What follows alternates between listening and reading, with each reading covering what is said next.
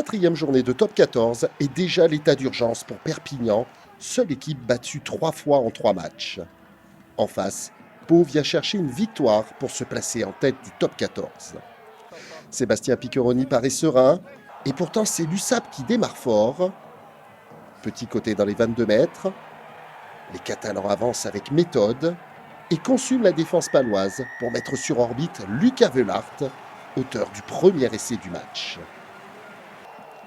Tommaso Alan transforme et après 9 minutes, Perpignan mène 7-0. Des USAPistes déterminés dans ce premier acte qui doublent la mise à 6 minutes de la pause. Acebes ne parvient pas à franchir la ligne, mais ses avants se réorganisent en ballon porté. Avec son casque sangue et or, Lucas Velart est encore à la conclusion. 12-0 et 14-0 avec cette nouvelle transformation de l'Italien Alan. Juste avant la pause, la section paloise veut inscrire ses premiers points. Le ballon part à gauche, mais l'action ne peut aller à son terme. Lucas Dubois est à la faute et Monsieur Descotes sort le carton jaune. Fort de l'avantage numérique, Pau joue un dernier ballon. Thompson Stringer organise le jeu et trouve Maddox. L'arrière palois franchit avant de passer au sol. Robson part dans le fermé. Et le long de la ligne de touche, Samuel Ezeala se faufile pour le premier essai béarnais. Simons transforme et Pau n'est mené que de 7 points à la pause, 14-7. Pau, qui a retrouvé sa verve du début de saison, repart fort en deuxième période. Robson privilégie toujours le petit côté et avec un rebond favorable sur ce jeu au pied, c'est Sacha Zeger qui file inscrire l'essai de l'égalisation. Car Joe Simons transforme sans souci, 14 partout. Pau est désormais lancé, mais l'USAP a encore des ressources pour obtenir dans la foulée une pénalité. De plus de 40 mètres, Alan redonne l'avantage aux siens, 17-14. Mais c'est bien la section qui dicte sa loi dans le sillage d'un pack conquérant.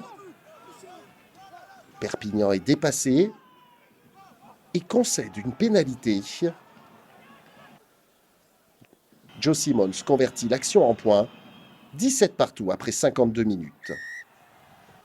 Pau qui insiste, et même si le ballon tarde à sortir de ce regroupement, Robson décide de partir à droite. Simons trompe la défense d'un jeu au pied parfait, et John Maddox donne pour la première fois l'avantage au vert. Maddox inarrêtable, et Simons à la transformation. Pau mène 24-17. Le break est fait peu après l'heure de jeu. La défense catalane est moins efficace et en bout de ligne, Samuel Ezeala se régale pour inscrire un doublé dans ce match. 29-17 pour la section. À 10 minutes de la fin, Pau se met à l'abri avec une nouvelle pénalité. De 40 mètres dans l'axe, Simons gonfle le score à 32-17. Dans la continuité de cette action, l'USAP joue son va-tout. Un molle se met en œuvre puis passe au sol.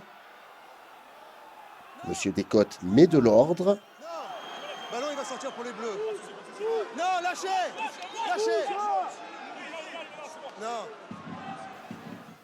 Puis Degmache part au large. Et c'est Pozzolo Tuilagi qui renverse tout sur son passage pour laisser de l'espoir. Alan transforme et l'USAP revient à 32-24. Mais le dernier mot est pour Pau. À 3 minutes de la fin, le ballon est récupéré au sol. La vague béarnaise est alors en marche. Et dans un deuxième temps, Thibaut Daubagna s'en va sceller le score. 39-24.